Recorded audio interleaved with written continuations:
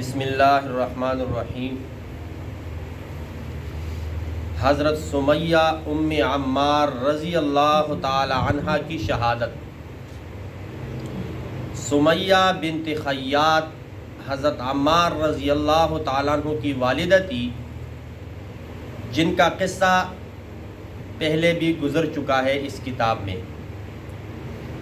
یہ بھی اپنے لڑکے حضرت عمار رضی اللہ تعالیٰ عنہ اور اپنے خاوند حضرت یاسر رضی اللہ تعالیٰ عنہ کی طرح اسلام کی خاطر قسم قسم کی تکلیفیں اور مشقتیں برداشت کرتی تھی، مگر اسلام کی سچی محبت جو دل میں گر کر چکی تھی، اس میں ذرا بھی فرق نہ آتا تھا۔ ان کو گرمی کے سخت وقت دھوپ میں کنکریوں پر ڈالا جاتا تھا اور لوہے کے زرہ پہنا کر دھوپ میں کھڑا کیا جاتا تھا تاکہ دھوپ سے لوہا تپنے لگے اور اس کی گرمی سے تکلیف میں زیادتی ہو۔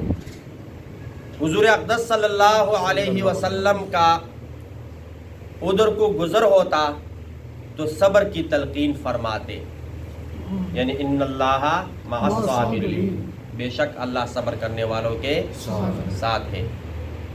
حضرت ایوب علیہ السلام کے بارے میں آتا ہے نا کہ وہ بہت زیادہ تکلیفیں برداشت کی مگر نا امید نہ ہوئے، اپنے اللہ کے جو رب ہے اس کے رحمت کے ہر وقت منتظر ہوتے تھے، تو صبر کی تلقین کرتے ہیں اور جنت کا وعدہ فرماتے ہیں، اور جنت کا وعدہ فرماتے ہیں۔ ایک مرتبہ حضرت سمیہ رضی اللہ تعالیٰ عنہ کڑی تھی کہ ابو جہل کا ادھر کو گزر ہوا، ابو جہل کو وہاں سے گزر ہوا، برا بلا کہا اور غصے میں آ کر جو برچا ہے شرمگاہ پر مارا، جس کے زخم سے انتقال فرما گئی، جس کے زخم سے انتقال فرما گئی۔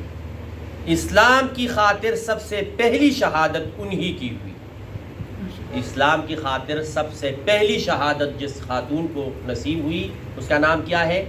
حضرت سمیہ رضی اللہ تعالی، جو کس کی والدہ تھی؟ حضرت عمار رضی اللہ، اور کس کی بیوی تھی؟ حضرت یاسر رضی اللہ تعالی عنہ۔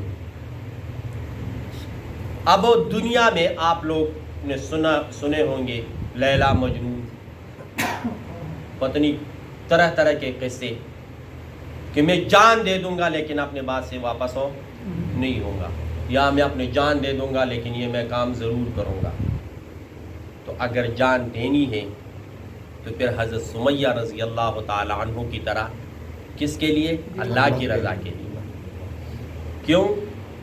جو بندہ غیر اللہ کے لیے جان دیتا ہے، اللہ کے علاوہ کسی اور کے لیے، دین کے علاوہ کسی اور چیز کے لیے، تو پھر وہ دنیا سے تو گیا لیکن وہ قیامت میں بھی کوئی حصہ اس کا، آخرت میں بھی اس کا کوئی حصہ نہیں ہوگا۔ اور جو لوگ جان لیتے ہیں اور جان دیتے ہیں اللہ کی خاطر، اللہ کی رضا کے لیے، دین کی بلندی کے لیے، تو دنیا میں بھی کامیاب اور آخرت میں بھی۔ اللہ رب العزت ہمیں ہر وقت، ہر لمحہ، قدم قدم پر نبی علیہ الصلوۃ والسلام کی سنتوں پر عمل کرنے کی توفیق عطا فرمائے۔